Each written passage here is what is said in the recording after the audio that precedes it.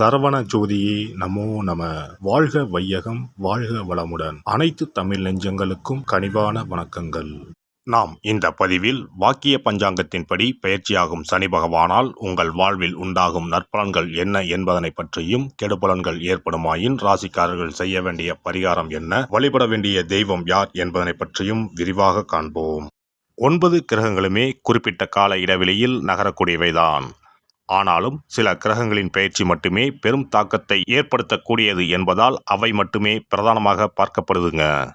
அந்த வகையில் இந்த விசுவாச வருஷத்தில் வாக்கிய பஞ்சாங்கத்தின்படி சனி பகவான் மாசி மாதம் 22ஆம் தேதி, அதாவது 6/3/2026 அன்று வெள்ளிக்கிழமை, பூரட்டாதி நட்சத்திரம் 3ஆம் பாதம் கும்பராசியில் இருந்து புரட்டாதி நட்சத்திரம் 4ஆம் பாதம் மீனராசிக்கு காலை 8:26 மணிக்கு பயிற்சி ஆகிறாருங்க.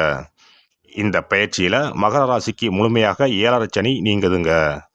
கும்பத்துக்கு பாதச்சனி, அதாவது 7.5 சனியின் கடைசி சுற்று ஆரம்பமாகுதுங்க. அதே சமயம் மேசராசிக்கு 7.5 சனியின் தொடக்கமான விரயச்சனி ஆரம்பம் ஆகுதுங்க. இந்த சமயத்தில் தனுசுக்கு அஷ்டாஷ்டமம், சிம்மத்துக்கு அஷ்டமம், மீனத்துக்கு 7.5 சனியில் ஜென்மசனி காலகட்டம் தொடங்குதுங்க. இந்த சமயத்தில் கடகத்துக்கு 9ஆம் இடத்துல பாக்கிய சனியாகவும், துலாம் ராசிக்கு 6ஆம் இடத்துல ருண ரோக சத்துரஸ்தானத்தில் வரக்கூடிய அமைப்பும் ஏற்படுதுங்க.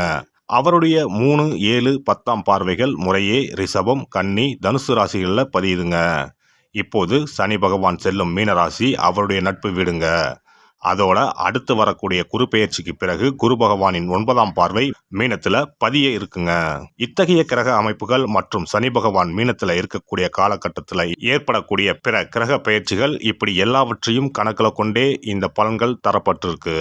எந்த சமயத்திலும் நிதானம் தவறாமல் இருப்பது, நேர்மை, நியாயத்தை கடைபிடிப்பது, பெற்றோர் பெரியோரை மதிப்பது, இயற்கையை பேணி காப்பது, அவரவர் குல முறைப்படியான தெய்வ வழிபாடுகளை செய்வது, இதெல்லாம் எல்லோருக்குமே பொதுவான பரிகாரங்கள் ஆகும். உழைப்பு, நேர்மை, உடற்பயிற்சி, நல்ல எண்ணம், பக்தி மார்க்கம், இப்படி இருக்கிறவங்க யாரா இருந்தாலும் அவங்களுக்கு சனி பகவான் எப்போதும் நல்லதையே செய்வாருங்க. நடைபெறும் இந்த சனி பயிற்சியில் உங்கள் வாழ்வில் வளமும் நலமும் செல்வ செழிப்பும் பெற்று வாழ்வில் உயரிய நிலையை அடைய எல்லாம் வல்ல எம்பெருமானை வேண்டி விரும்பி கேட்டுக்கொள்கிறேன். விருச்சிக ராசி அன்பர்களே, சனி பகவான் உங்கள் ராசிக்கு 3, 4ஆம் இடங்களுக்கு உரியவர். இப்போதைய பயிற்சியில் அவர் உங்கள் ராசிக்கு 4ஆம் இடமான கும்பத்தில் இருந்து 5ஆம் இடமான மீனத்திற்கு பயிற்சியாகிறார். அர்த்தாஷ்டம சனி விலகிறதுல ஒருவித நிம்மதிதான்.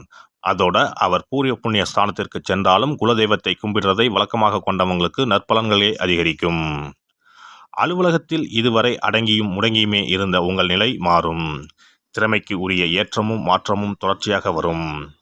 உடன் இருப்போரின் நட்பு மனதிற்கு மகிழ்ச்சி தரும். யாரோட தவறான யோசனையும் கேட்டு இருப்பதை விட்டு பறப்பதை பிடிக்க நினைக்க வேண்டாம். புதிய பணி வாய்ப்புக்காக காத்திருக்கவங்க அயல் நாட்டு வாய்ப்பு வந்தால் தயங்காமல் ஏற்றுக்கொள்ளுங்கள். அது உங்கள் எதிர்காலத்திற்கு நன்மை தரும். இல்லத்தில் இனிமை வெளிச்சம் பரவ தொடங்கும். உறவுகளிடையே உங்கள் செல்வாக்கு அதிகரிக்கும். தம்பதியரிடையே அந்யோன்யம் அதிகரிக்கும். பூர்வீக சொத்து சார்ந்த வழக்குகளில் வீண் பிடிவாதம் வேண்டாம். உறவுகள் யாரையும் பொது இடத்தில் வைத்து விளையாட்டாகவும் கிண்டல் செய்ய வேண்டாம். ஆடை ஆபரணம் சேரும். விடுபட்ட குலதெய்வ வழிபாட்டை செய்து முடிப்பது விசேஷங்களை அனுபவித்து வர செய்யும். வரவை சேமிக்க பழகுங்கள். அதிர்ஷ்டம் உங்கள் வீடு தேடி வர்றப்ப வீண் கௌரவத்தால் அதை விரட்டிவிட வேண்டாம். விட்டு கொடுத்து போனால் நிம்மதி நிலைக்கும். செய்யும் தொழில் எதுவானாலும் அதில் உங்கள் உழைப்புக்கு ஏற்ற உயர்வுகள் கிடைக்கும். நேரடி கவனம் செலுத்தினால் இதுவரை முடங்கியிருந்த வர்த்தக சக்கரம் முழு வேகத்தில் சுழலத் தொடங்கும். கையெழுத்திட்ட காசோலைகள், வங்கிக் கடன் அட்டைகளை கவனமாக பயன்படுத்துங்கள். அரசியல் துறையினருக்கு ஆதரவு அதிகரிக்கும். அதே சமயம் மறைமுக எதிரிகளும் உருவாகலாம். செயல்களில் நேர்மையும் வார்த்தைகளில் நிதானமும் இருந்தால் உங்களை ஊரே பெருமையாக பேசும். பெண்கள் சிறப்பான எதிர்காலத்திற்கான அஸ்திவாரத்தை அமைத்து தரக்கூடிய காலகட்டம் இதுவாகும். குடும்பத்தில் குழப்ப சூழல் விலகி இனிமை இடம் பிடிக்கும். இந்த சமயத்தில் வீணான சந்தேகமும் வேண்டாத சஞ்சலமும் தவிர்த்தால் நல்லவை சீராக நடக்கும். மாணவர்கள் முயற்சிக்கு உரிய மேன்மைகளை நிச்சயம் பெறலாம். வீண் கேளிக்கைகளை தவிர்த்தால் விசேஷ நன்மைகளை பெறலாம். கலை படைப்பு துறையினருக்கு கணிசமான வாய்ப்புகள் வரும். சிலரோட வஞ்ச புகழ்ச்சி உங்களை சறுக்க வைத்து விடலாம். எச்சரிக்கையாக இருங்கள். பயணங்களில் வேகம் கூடவே கூடாது.